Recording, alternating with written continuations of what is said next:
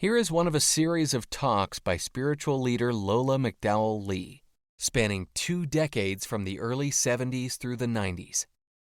Lola was a Zen Roshi, whose Rinzai lineage included Dr. Henry Platov and renowned Zen master Shigetsu Sasaki.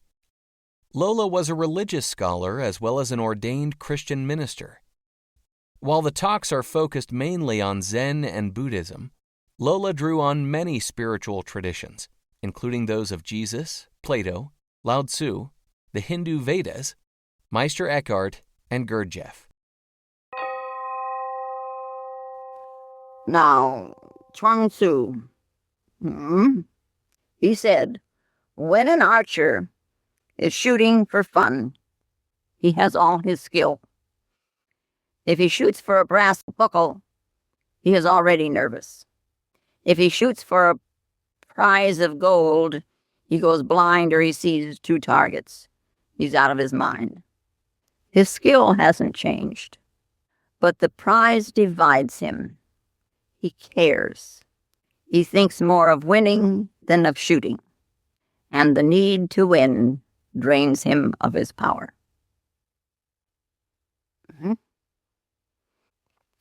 Now, ever since man has been around, he has come up with this question of, I see all this. And it grows. It's alive. Birds move around. Cats and dogs move around. I guess early man didn't have cats and dogs. But what's producing all this? What's behind the scenes? You know, like a little child. Some of them will look in the branches of a tree for God, and some of them look in the clouds of the sky for God. See, what is there? What is behind the scenes? What makes the grass to grow? Why are there different kinds of animals? From whence do edible seeds come? Where did they come from? Edible seeds. That's, No, the questions a child would ask. Where do they come from? Where do carrots come from?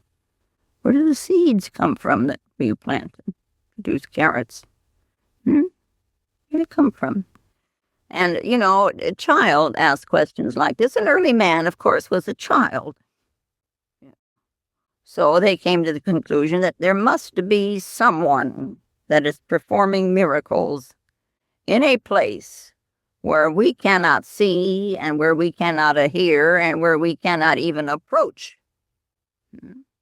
But we must find that someone. Surely that would be worthwhile, to find that someone and have him in our pocket. Yeah. He is divine. He can make grass to grow. So early man saw the trees, and they were barren, and they were brown. And then suddenly, something happened to the sun. And they saw little green things sprouting on these trees. And lo and behold, after a while, there were flowers on these trees. And then there came leaves on these trees. And what do you know? There was something else after the flowers were long gone. All of a sudden, all these good things to eat on a tree. Yeah. Who caused all this? Look at the miracle. From this barren brown thing to little buds and then the flowers and then the leaves and then this fruit, Who caused all this? Well, there's a God living in that tree who does all this. The God is the cause of it all. And so the God in the tree was someone to be prayed to. This was cause for worship, right? And so they had all these gods, goddesses, living in all these plants, trees. And there must be somebody regulating them. So the sun, of course, when the sun goes this way, it produces all these things. And when it goes that way, everything fades away and comes cold. So the sun god regulates all these gods and goddesses So they all must be prayed to. Now, this is easy for early man. And it's really something that he came to these conclusions. But, life became quite, well, it must have been simple compared to ours. He knew where the divine was. It's in all those things, and it's up there in the sky also. He knew. It's in the tree, it's in the plant, it's in his home, because it's in his hearth. There's this fire on the hearth. And there was, of course, the goddess standing by, giving them children, and good harvests. Pretty nice, huh? Had it easy. But man today, educated and having the knowledge of good and evil, he doesn't find it so easy. No. So where are these questions now? Where is this divine? It's not in the tree, that's just nature. See, so where is truth now? And he searches the world over and flies into the atmosphere and comes back saying, no God there either. Well, where is God? You can answer that pretty simply, huh? Can't you? At least mentally, you can answer that. Well, where are you? Wherever you are, there also is the divine. Even you are, though you are obstructing him. Where's your mind? Where is your heart? The point of religion is to find the heart and the mind, which will bring you back to the wholeness of yourself. Bring the heart and the mind into a unity. Yourself. So, and I say it often, and I say it again, stop searching out there. And so we, of course, don't look for it in the tree anymore. And that's kind of foolish. We should. It's also there. And in the plants, it's also there. But first of all, you have to see it in yourself. The appearances are out there. The appearances are in your mind. Maybe that's easier for you to get a hold of than if I say psyche. You don't know what psyche looks like. I don't know that you know what mind looks like either, but mind you think with, you're doing something with it. It's more or less under your control. So we'll say all the appearances are in your mind. They're mirrored in your mind. That's out there. In your mind is out there. That is, it is objective. They're objects. They're things and objects, each separated from the other, and each having its own space and all that, So now what's in here? What is this in here, then, if in the mind is still objective? What is in the subjective? Where you lived. Where do you live? Out there? Well, our monk one night, early morning hours, early morning, he was staggering home. He was quite inebriated. And he came to his house and he knocked at the door. And he knocked, and he knocked, and he knocked. And finally his wife answered. And he asked her, "Can you tell me, madam, who am I and where do I live?" And she looked at him and she says, "Really, this is too much. You're the monk." "Well, that's right. I know that. But it doesn't answer me my question. Where do I live?" And, this is like man. He staggers along and he knocks at doors and he's asking all the time, where do I live? We're asking who we are, and we're asking, and we're asking, and we're seeking, and we're seeking. And there are methods, to make us sober again. But why are our eyes so full of sleep? Why aren't we more alert, just automatically? What's the cause of this, that we're not awakened and alive and alert and where we're supposed to be instead of out there? You know why? Desire. Desire creates illusions. And desires and illusions arise out of our partiality to ourselves. What happens when we desire? Well, we create a picture in the mind, of what we want. And this is an illusion now because it's something we have put in there. Picture, illusion. We hope for this. And so around this picture is this little space, as it were, and we're somewhere in, well, we don't know where, but we're here somewhere. And here's this picture. We're no longer with ourselves. Somehow you talk about jumping a gap. This is what you do into the desire. Why can't you do it the other way around? We're in the illusion, and we work and we strive to attain this desire. Oh, we've got our noses to the grindstone. We're going to get this desire. And finally, when we do get it, are we happy? There's something else missing yet, and something I've got to have yet before I'll be happy. And so on and on and on and on and on and on and on. In the meanwhile, while I'm doing all this, I'm knocking at heaven's door. It might be that it could open. Boom, boom, boom, boom, boom. Even while I'm working on this other thing. Boom, boom, boom, boom. Can somebody hear me? I've been told to knock. So I'm knocking. Can you hear me? Yeah. Every morning, dear God, today I am knocking. It's going to be a good day and I am knocking. The sun will shine on my labors and I will get a raise. I am knocking. Then with the raise I can buy whatever, I'm knocking, God. Supposing all of a sudden one day the door just opened without your even knocking. And you discovered you were already inside. Would you laugh? Would you cry? Well, you don't know.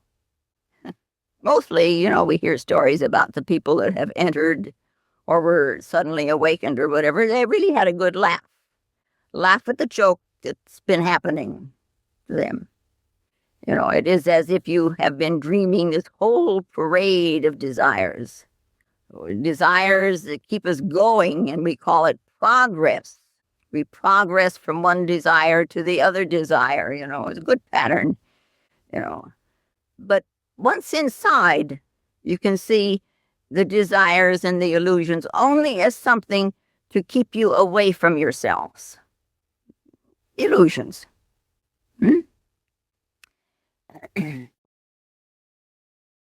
There was once upon a time a man, and he had a great difficulty. His nights were prolonged nightmares. It was such a struggle, so painful. He was so afraid of going to sleep.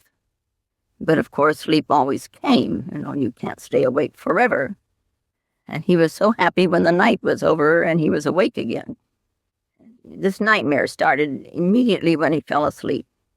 He could see all these strange things under his bed. There were lions, there were tigers, there were snakes, there were crocodiles, there were dragons, lots of them. It was crowded, all of them sitting under his bed, waiting. And so he kept dreaming that he couldn't sleep because at any moment they might attack. And how frightened that somebody like that could be. On top of the bed and underneath the bed is all.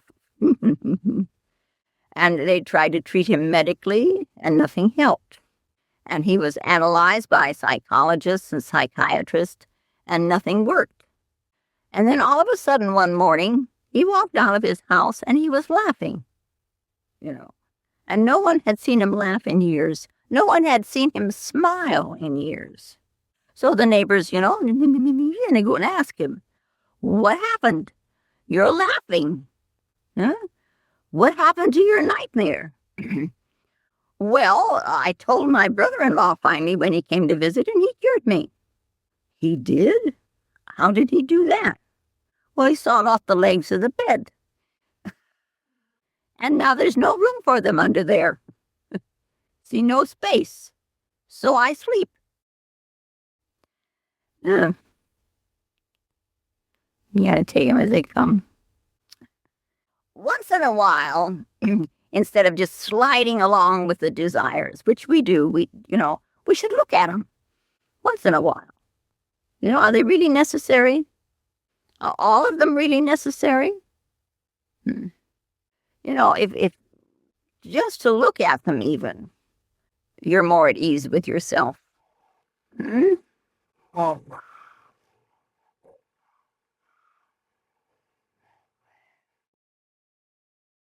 If you could just ignore all of them for a little bit, a split second even, and in that split second you could just be. Not the desire and not the illusion. And you don't look back, just be. Let the moment be with you in it. Just be. And all of a sudden, just like in that split second, you have everything. Because life is in the being. And you are no longer an outsider. Now this Chuang Tzu, he says, an archer shooting for the fun has all his skills. If he shoots for gold or a prize, he's out of his mind. That's true. But why do we have this need to win? Everywhere you go, people are looking for a victory of some kind. I gotta win over this and I gotta win over that, We compete all the time to win. What is this need we have? Well, in one way, it is proving yourself. Proving that you're somebody. Unless you can prove that you're somebody somewhere down the line, how are you going to be at ease with yourself? You got to be somebody. Unless you can prove that you're somebody, you're nobody. So go on out and prove that you're somebody. Then somebody will love you. Because you're no longer nobody. Or you go in and try to realize that truly you are nobody. If you go out to prove that you're somebody, you will never, ever, never, ever be able to prove that you're really somebody. There will always be somebody more than you. So how can you be somebody when you begin to compare? We have all these nice dichotomies. It's a very strange thing, Proving to others that you are somebody doesn't make you somebody. Deep down, this nobodiness keeps nibbling at your heart. All the while you're proving that you're somebody. So you could go inside, within, and not try to get rid of this nobodiness. That you realize it instead. That you're nobody. Marvelous. It's just marvelous to be nobody. There isn't a care or a burden or a guilt or anything in it. And you're so alive being nobody. You don't have to prove anything to anybody, even yourself. The moment that you really realize that you're nobody, that's the Son of Man hath nowhere to lay his head. Nobody. This moment you realize it is as if you leap into another dimension. Because the realization comes, I am nobody. The minute that you realize who I am, I am nobody. Who I am the totality. I am nobody. Yeah. Somebody is always in the dichotomy. Nobody is. We're out there working away, creating opinions in the minds of others. The minds of others that I am somebody. See? And then I turn around and I gather together all these opinions and I put them in this basket, And I have now created an illusory image of myself. It is an image of the ego. And it's not even yours, It's a collection of opinions from out there. So where are you? You're somebody? When an archer shoots for the fun of it, he has all his skill. It's for fun. When you're playing, when life is nice, and it's spontaneous, you're not trying to prove something. You're not trying to prove anything. I can remember one time, Jack and I were in Maui, and there was one of these miniature golf things. And we had always planned on going to the one here in Escondido, and we never got there. But here's one there in Maui, at this place we were staying. So Jack liked to play golf, and so out here we went. And I didn't want to. I was a little reluctant, but then I got out there. I thought, well, I'm going to have some fun. I'm having fun. So I had a hole-in-one, boom. And then I had a hole-in-one, boom. And I'm going along like this, and I beat him all over the place, this golfer named Jack. And he didn't know whether to be proud of me, which he was, or whatever, which he was also, he lost. So the next day, he wants to play again. Naturally, now, I am my own competition. I, in my mind, have to do equal what I did the day before. You know what? Sure, Did I win? Oh, no way. I was divided. No way. It's like once in a while I give a pretty good talk. Everybody likes it. I like it. Guess what, folks? The bottom of the barrel, all of a sudden, I can't think of one thing to say for next week. Yeah, I'm competing with myself. The sad situation we're in. Awful. And then we sit for meditation, and it is so difficult. And we don't seem to see the light at the end of the tunnel. We need an easy way. We need an easy way to get in. We're already out. Like the little girl next door when I lived over in 10th, visiting her grandparents. She's standing at the screen door. She's outside. Let me out. Let me out. Her grandfather finally says, you are already out. Oh. Yeah. We need an easy way to get in. And there is. And it is called the way of non-obstruction. Non-obstruction. Okay. In the year 798, there was the final translation into Chinese of the Huayan Jing, which is called the Avatamsaka Sutra. It was a project that was begun in India in the year 420 or thereabouts. And now finally in almost 800, the final chapter is sent to the Emperor of Tang, and it bears the title Entering the Dharmadhatu. Dharmadhatu translated roughly, here I'm going to talk Chinese here more. Dharmadhatu translated roughly is spiritual world. So entering the Dharmadhatu is entering the spiritual world. You want to enter? Come on in, folks. Yeah, I'm going to tell you how to do it. Totality and non-obstruction. Totality, all embracing, All embracing. an all-aware condition. An all-aware condition. You can't even picture it, huh? An all-aware condition. Not just me, but all-aware, totality. And, of course, non-obstruction is the total freedom from all clinging and all grasping and all desire and all illusions and whatever else you want to put in there.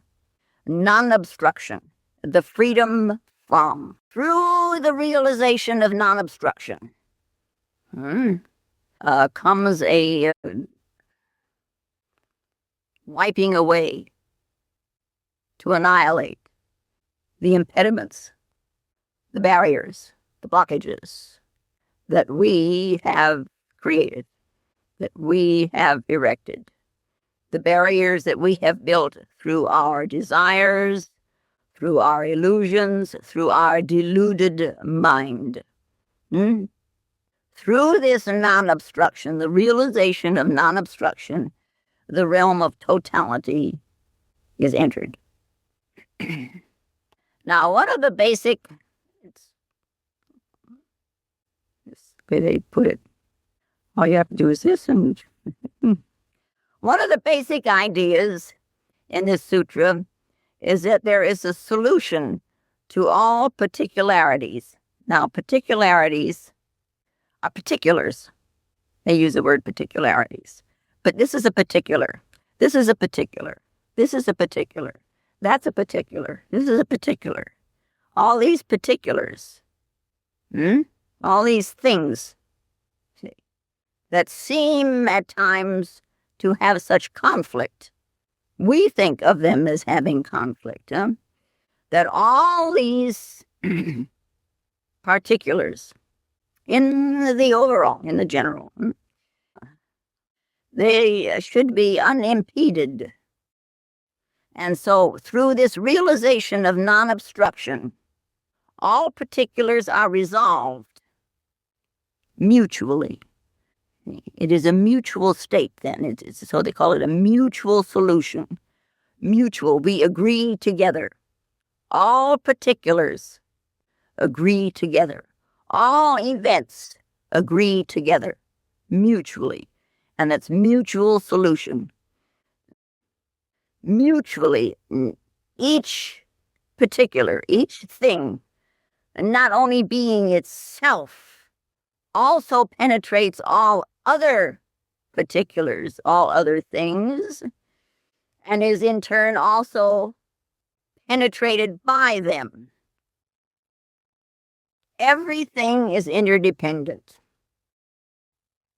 A mutual solution. They are mutually together in this universe. And this is harmony. Everything is mutually together. And that's where we get the word sangha, this harmony in which we should live, because that's where we do live. The harmony of all things. It is the luminous universe, the shining universe, all things mutually solved. All one totality in this non-obstruction. This world of luminosity, absolutely free of space, absolutely free of time, is called the Dharmadhatu, the spiritual world, the luminous universe. Now, this sutra was systematized by the Chinese, and they put things in order. And so they have the fourfold order of things. One, that the world of events, appearances, particulars, things, they called she. S-H-I-H, she. She. You can say it better? Yeah. The world of Lee. I got a nice name, huh? reality. Lola means woman. See? Universality. Lee. The world of Lee and she, completely interfused and so identified. And for the world of perfect, non-obstructed, mutual solution between she and she. That is, between event and event, or particular and particular, or thing and thing. We have, therefore, she, and the togetherness with Lee, and then we have Lee, and then we have the togetherness of Lee and she. Now, things live together in nature.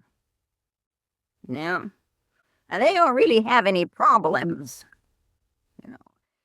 The trees live with the grass, and the grass lives with the flowers, and the flowers live with the birds, and the birds live with the bees, and the bees will live with the flowers. And, and if you see it sometime without any obstruction, it is just one total peace.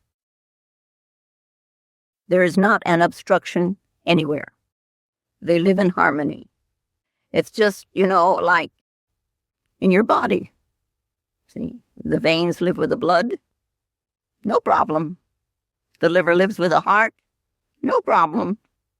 The muscles live with the bones. No problem. Everything lives mutually together. No problem. What then is the problem? What's your problem? The obstructions we create. That's the problem. We create them. Now, the term Li literally means the veins in a gem. Figuratively, it refers to basic principles. Li means reason, heavenly reason, the way Lao Tzu used reason. And the term she literally means events or happenings. And the Chinese adopted these two terms, Li and she, and identified them with the Sanskrit shunyata and rupa, emptiness and form. Li and she. Shunyata, absolute reality, emptiness. It's free from any dichotomy whatsoever. This shunyata, or absolute reality, coexists with this she, the event, always. As I stand here, I am an event. As you sit there, you are an event. When I leave here, I'm a happening. That is an event. I drive the car, that's an event. I exist as an event. She. She. Events. Right? Yeah. Where there is no she, where there is no event, there is no Li. No reality. Reality coincides, coexists, is together with, as a unity with the event. And I don't care what the event is. And you say, and I say this thing about where there is no event, there is no reality. Don't limit, please. You're already making dichotomies in your head, and I can feel it. This emptiness is reality. This that you call space, and think of as empty and not real and not anything. It is not anything. It is reality. It is an event. To see the world as it is, you will see no space. There's a story, and I've told this one to you before, of a golden lion in a palace. In the emperor's palace, there was this golden lion. And they use it, the Chinese use it as a story of a mutual solution between reality and event. The lion symbolizes the she, the event. the lion. But it has no reality without the gold. On the other hand, the gold lacks expression without the form of a lion, as this event. The existence of each, the form and the reality, each is dependent upon the other. In this world, each is dependent upon the other. And yet the gold and the lion exist by themselves. But you cannot think of a golden lion without thinking of a golden lion. You cannot think of a lion by itself. You immediately have color in him. You know, in Mukherjee's translation of the Bhagavad Gita, he goes into that rather extensively, but he uses the black horse. There is a horse, that's hoarseness, but you cannot picture a horse without color. In this case, the gold is the lion and the lion is gold. And don't mush it around too much in your heads. You just look at it. Just look. Gold is lion and lion is gold. And the dichotomy, if you just look, the dichotomy between reality and appearance disappears. It is that simple. The only thing you have to do is look at the whole world like that. Yeah. Now, this approach of the Avatamsaka Sutra to enlightenment is intellectual. We could call it mind grasping. And not very many have succeeded. So it is called the pole of 100 feet, 100-foot pole.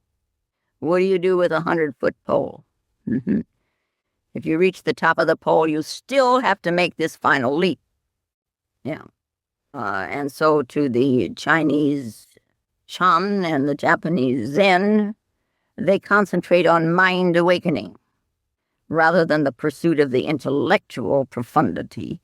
You get the awakening first and then pursue the intellectual profundity, because now you will know what you're seeking in this profundity.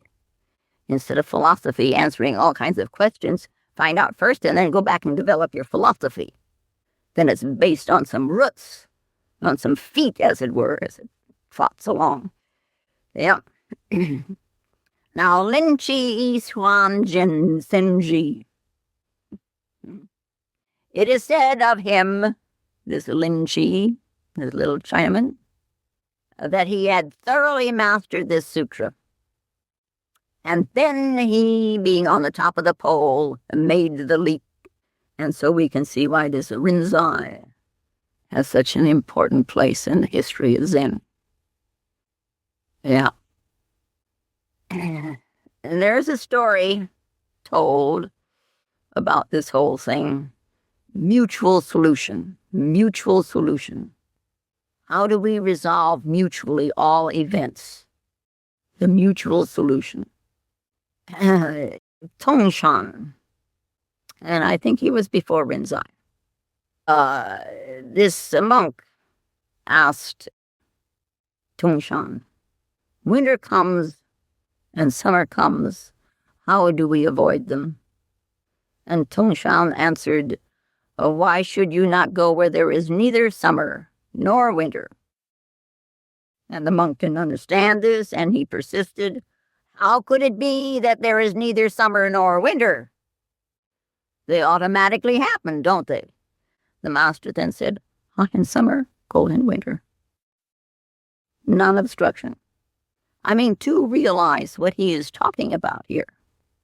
To realize this little thing on this stick in here that Tani Roshi sent us. Hot summer, cold winter. To realize that. Not just think, oh yeah, sure, it's hot in the summer, it's cold in the winter. Oh, any kid knows that. But the awakened mind, and a mutual solution of the hot summer and the cold winter, how does it appear then in this Dharma Dhatu? Non-obstruction. Enter the Dharma Dhatu. And it is this. Now, Eugene Arago, he went to Japan because he had heard about the Zen masters over there. And he was already a proficient archer. I think he was world champion or world European champion or something. He was really great. So he went to Japan and went to this master, and he practiced with him for 3 years. And the master telling him every day, he shouldn't shoot. Let the arrow leave by itself. Now, for a Westerner, and particularly a German, this methodical, plodding mind, this sounds absurd. How can an arrow shoot itself? I have to do something. I am here. I have to do something. And he continued with his master. He never missed the target. He hit it every time. But he never satisfied this master, who kept saying, the target is not the target. You are the target. Are you here? Don't try to prove the ego. It has already proven itself. No need to prove. Let the arrow shoot itself. Well, Eugene Herrigo put up with this for 3 years and then decided this is enough. Long time he stood his ground. He asked permission to leave. And the day that he was going to depart, he went back to the place to say goodbye to this master and to thank him.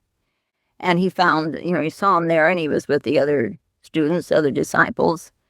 And so he sat down and waited. And this morning, he wasn't interested. He was leaving. All that was behind him. He was dropping the whole project. And so he just sat there. Sitting on the bench.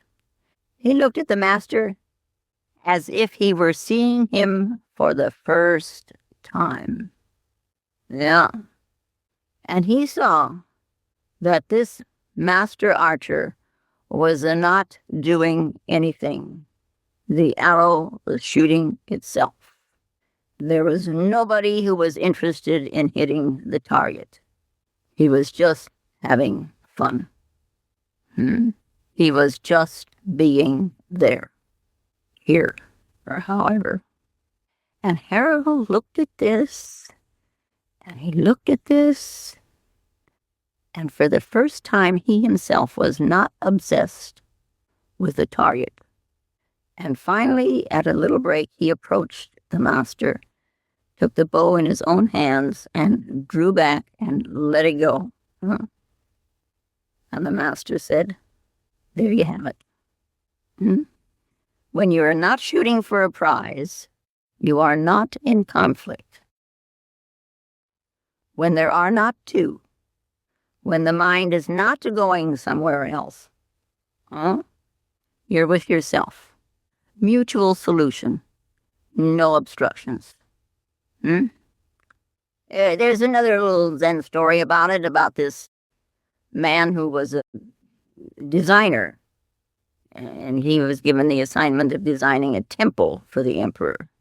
And his attendant is at his side, and he tries to draw the design. And he shows it to the attendant and says, what do you think? And this disciple would say, it's not worthy of you. And he'd throw it away.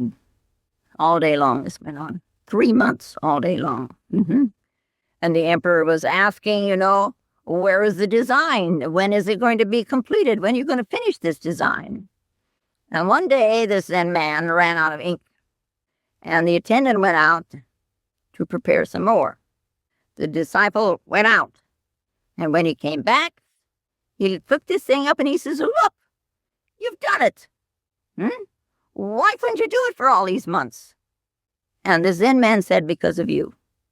You were sitting next to me, and I had to show. And so I was divided. I was target-oriented. You would be surprised what some of your targets are. Yeah. Now, his skill hadn't changed, but the prize divides him. He cares. He thinks more of winning than of shooting, and the need drains him of his power. The need to win drains him of his power. Now, in a village in India, there lived a very poor boy. He was young and he was healthy. He was the son of a beggar, very poor. What happened to his father and mother, nobody knows. When the king came through the village, riding on his elephant, this little boy, when the elephant got right in the middle of the village, the little boy would run out and catch hold of the elephant's tail, and the elephant could move. He could stop that whole elephant. And this was very embarrassing for the king. Sitting on that elephant's back, and all the villagers would come and look at this thing, and they would gather and they would laugh, and the king decided this was a personal affront. They were laughing at him because of this boy. So the king called his cabinet together, all his ministers, and he said to them, do something. For all, that's why you have a cabinet, isn't it? Do something. This committee. The situation is insulting. And finally, the prime minister was appointed to go talk to a certain wise man, to do something to drain this boy of his energy. If he had a shop, that would drain him. If he taught school, that would drain him, all his energy. But he has nothing, He has nothing to do. He lives for the fun of it. People love him, and they feed him. He's never short of food. He's happy. He eats and he sleeps and he lives. What to do with such a youngster? Perfectly content with life. Has everything he needs. And all this power that can stop an elephant. Man. Having fun. And this old wise man says to the prime minister, you tell that boy that you will give him one gold piece every day if he will just go to the village temple at the evening tide at dusk and light the lamp. Light the lamp in the temple. That's all. The prime minister started to object and say something. Don't worry. Just do as I say. So the next week, or 10 days or whenever it was, the king passed through that way again, through the village, and the boy tried to stop the elephant by grabbing his tail. The elephant kept right on going. Anxiety entered the picture. 24 hours a day, he had to remember that he had to go to the temple every evening and light the lamp. He was no longer with himself. It was a constant worry for him. He'd never worried before. Now he had this duty he had to do, and it was a worry. It divided him. And then, of course, he began to collect these gold pieces, one piece for every time he lit that lamp.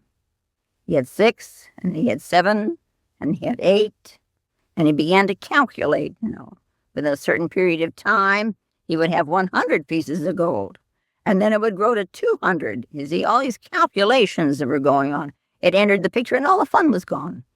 Fun was all gone. No spontaneity anymore. This little chore, lighting a lamp, drained him of all his energy. He was no longer living the non-obstructive life. He had entered the ranks of man who had left the Garden of Eden with their knowledge of good and evil, the dichotomy. Yeah. I'll tell you something. To see in this non-obstruction, to see this totality, to see this dharma dhatu in every this, there is such gratitude and such a thankfulness.